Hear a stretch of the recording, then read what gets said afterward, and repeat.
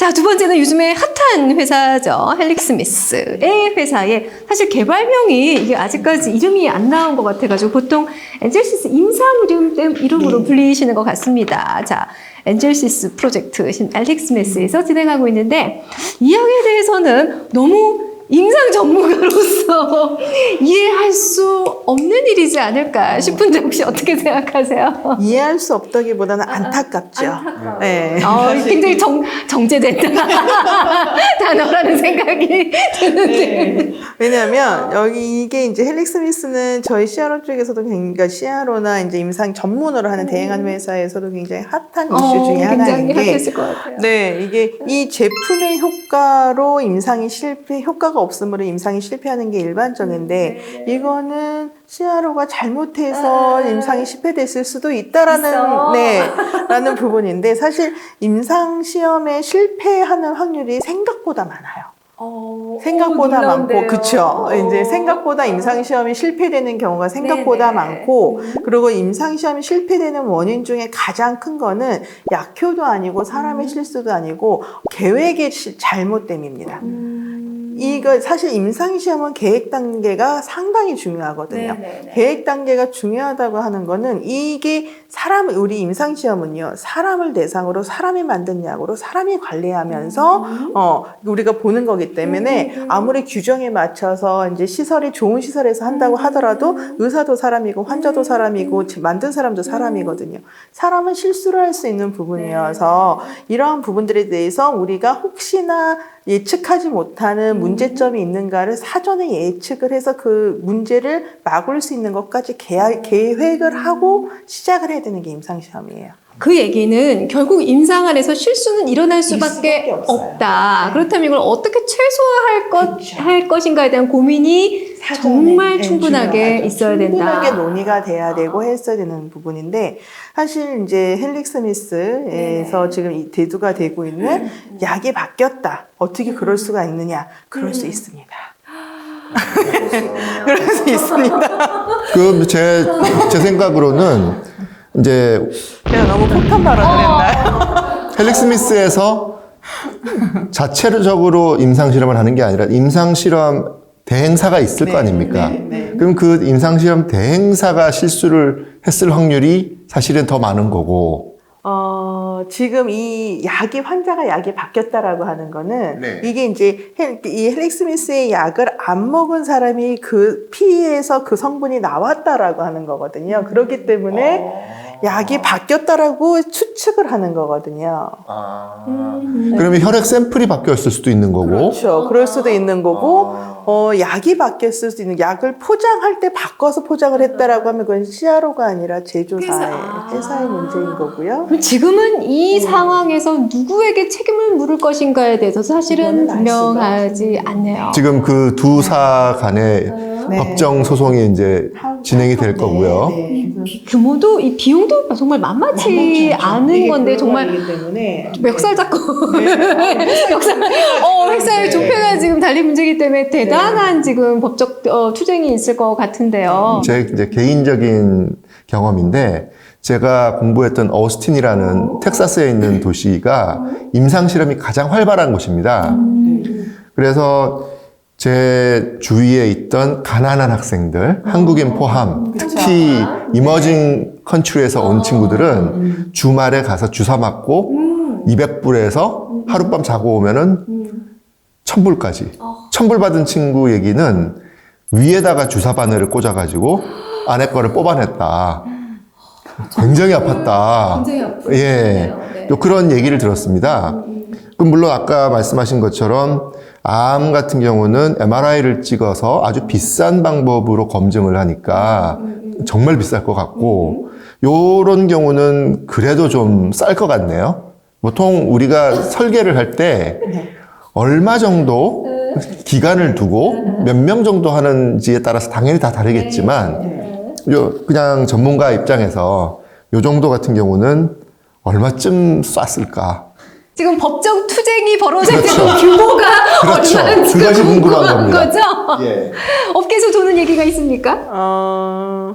이게 이제 사실은 임상시험 비용 굉장히 다양하고요. 네. 지금 말씀하신 이제 비용 자체가 세 가지로 크게 나눠집니다. 첫 번째는 약을 만드는 비용, 두 번째는 이거를 연구를 환자한테 투여해주고 검사를 해주는 연구자, 그러니까 병원에 계신 분들의 인건비나 시설비, 검사비를 하는 이제 그 연구비라는 목적, 그 다음에 운영하는 데 들어가는 CRO, 그러니까 약간 임상시험 대행하는 관리하는 그런 비용, 이게 3분의 1, 3분의 1, 3분의 1 보통 우리 그렇게 얘기를 하거든요.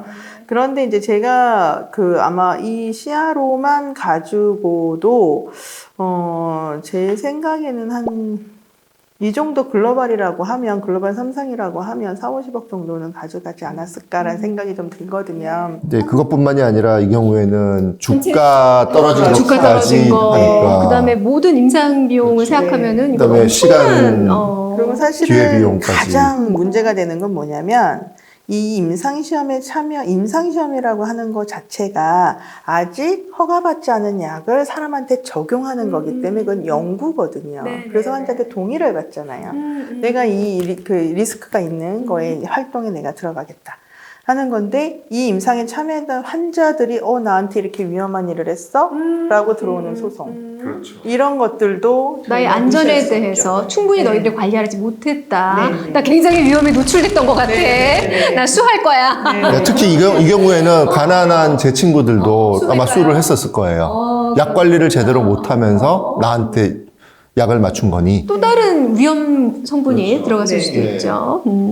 그런 것들이 이제 어디까지 우리가 든 비용 플러스 어디까지 확대가 돼서 우리가 이제 배상을 해야 될 것이냐에 대한 것이 굉장히 좀 두려워지는 거고, 제약회사에서는 당연히 그런 부분 때문에 책임 소재와 그리고 노력과 이제 원인이 뭐냐를 계속적으로 알아내야 하는 그런 노력을 기울여야 되는 거는 있죠. 사실은 처음에 이 이야기가 나왔을 때 사람들 사이에 저렴한 CRO를 쓴 게 아니냐 이런 이야기가 사실 돌았는데, 근데 또 이 CRO가 굉장히 또 나름 규모가 있었다라고 얘기했는데, 저는 어떻게 이게 저렴한 CRO의 문제일까요? 아니면 나름 규모는 있었지만 전체적으로 비용을 좀 줄여보자.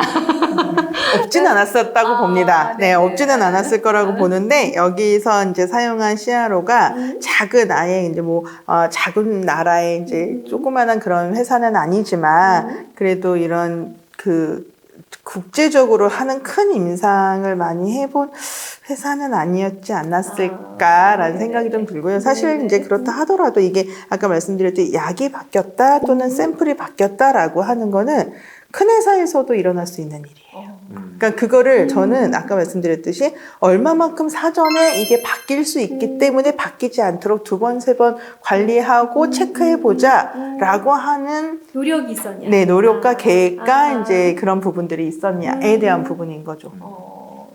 사실 요 일이 이렇게 이제 불거지면서 그러면 이제 헬릭스미스 이 제품이 이렇게 나락으로 떨어지나라고 했는데, 갑자기 또 우리 2번째 임상이 사실은 있었어 라고 얘기를 하면서 사람들이 뭐라고 하고 귀를 이렇게 쫑긋 세우고 다시 살펴봤는데요. 네. 원래 이 2번째 임상은 정체가 뭐죠? 이게 제가 이 임상을 다 알지 못해서 그렇긴 하지만 저희들도 다 이제 뉴스를 통하고 이제 공식적인 발표 자료를 통해서 저희들이 비밀리에 입수한 자료를 가지고 얘기하지는 않습니다. 모두 공식적인 자료를 이제 분석하는 거죠. 그렇죠. 임상시험은 굉장히 회사가 우리가 하고 있는 임상시험이 경쟁 회사에서 이제 따라올까봐 비밀리에 쉬쉬하고 하는 게 맞아요. 그래서 이제 헬릭스미스가 몇 개 임상시험을 얼마만큼 하느냐에 대한 거는 모르고 알 수 없고 공개를 안 하는 게 맞습니다. 가끔가다 벤처들이 우리가 아는 거는 벤처들이 뭐 주가나 이제 회사의 홍보용으로 우리 이런 임상 하고 있어라고 발표하는 건데, 발표했을 때 경쟁 회사에서 얘 쟤네 저런 거 개발하네, 우리가 좀 더 빠르게 해보자라고 해서 따라할 수 있기 때문에. 따라할 수 있기 때문에 그런 것들은 이제 좀 숨기면서 하는 게 맞아서 우리 이 임상을 하는 걸 모르는 거는 당연한 거예요. 사실은 저는 굉장히 이런 개념이 익숙하지 않았던 게, 보통 저희들은 이제 대학에 있는 연구자분들하고 이제 일을 하다 보니까 항상 그분들은 내 아이디어야, 내가 먼저 시작했다. 이렇게 등록을 먼저 글로벌리 하고 시작을 하잖아요. 그러니까 이거 내가 오늘 안 하고 내일 했다가 누가 나보다 먼저 아이디어를 이렇게 하면 어떡하지? 이런 것 때문에 항상 누구보다 빨리 하는 게 원칙이라고 생각했는데 오히려 비즈니스에서는 비밀리에 진행을 하는 게 훨씬 더 의미가 있을 수도 있겠네요. 네. 특허, 물질 특허, 제품 특허밖에 저희가 보호를 받을 수가 없어서 그런데 이제 그 물질로는 그 제품 물질로는 그렇게 받는데 저희가 네네. 제품은 누가 먼저 허가를 받았느냐가 이제 그게 이제 중요하죠. 그래서 사실 허가를 받는 시점은 임상 기간이 가장 많은 영향을 미치거든요. 네네. 임상 결과가 나와야지 허가를 내니까. 근데 임상을 늦게 시작했다고 해서 늦게 끝나지 않아요. 이 늦게 시작을 했는데도 여러 가지 노력을 해서 다른 우리 경쟁 회사가 빨리 가고 있는데 그럼 우린 다른 방법을 통해 가지고 더 빨리 땡겨보자라고 해서 먼저 허가를 내버리면 그쪽이 이기는 거죠. 그런 부분이다 보니까 이제 우리가 어디까지 가고 있다는 거를 굳이 밖에 이제 알리진 않는 건데 이게 그래서 이제 헬릭스미스 두 번째 임상에 대해서는 숨겼을 수 있고요. 두 번째는 그 3.1B상이라고 하는 것이 3상이라고 하는 거는 마지막 허가 단계에 하는 게 3상이고요.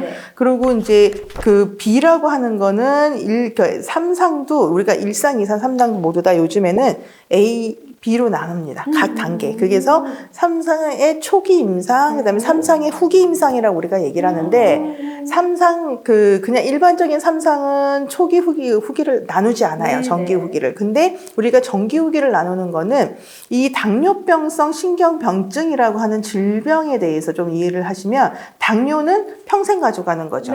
근데 효과는 당뇨병성 신경병증이라고 하는 거에 대해서 이 약이 효과가 있다는 거는 3개월에서 6개월 안에 효과는 나요.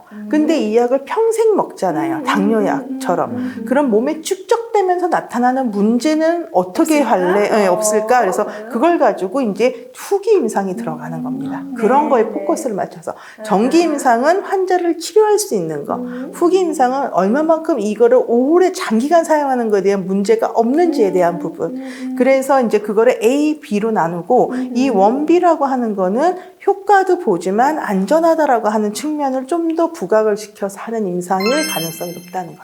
자, 그렇다면은 결국 이번에 두 번째 발표된 임상은 원래 첫 번째 임상에서 있었던 분들 중에 실제 약물이 혼합이 되지 않았던 분들을 좀 더 선별해서 그분들의 이제 장기적인 데이터를 봤을 가능성이 굉장히 높겠네요.